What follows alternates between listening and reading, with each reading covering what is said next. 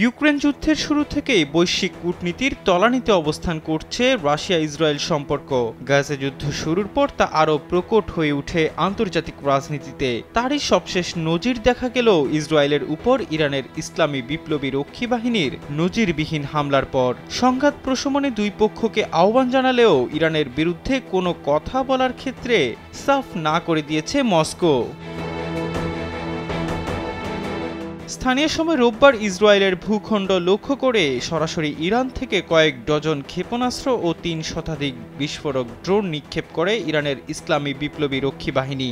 যদিও এসব ড্রোন ও ক্ষেপণাস্ত্রের ৯৯% আমেরিকা, ব্রিটেন, ফ্রান্স ও আরব রাষ্ট্র জর্ডানের সহযোগিতায় আকাশেই ধ্বংস করে ইসরায়েল।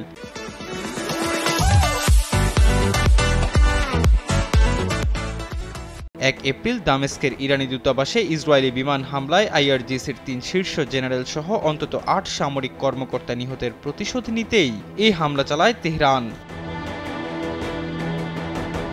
তারপরই ইরানের এই হামলাকে অগ্রহণযোগ্য ও নিন্দনীয় বলে বক্তব্য দেয় পশ্চিমা দেশগুলো।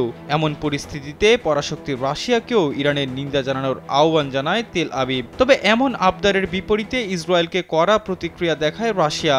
জানায় মস্কো প্রশাসন ইরানে হামলার নিন্দা জানাতে বাধ্য নয়। এমনটা জানান রুশ পররাষ্ট্র মন্ত্রণালয়ের মুখপাত্র মারিয়া জাখারোভা। মস্কোর এমন ইসরায়েল বিরোধী আচরণের ব্যাখ্যাও দেন রুশ মুখপাত্র। জানান তেল আবিব কখনোই রুশ বেসামরিক নাগরিকদের উপর ইউক্রেনের হামলার নিন্দা জানায়নি।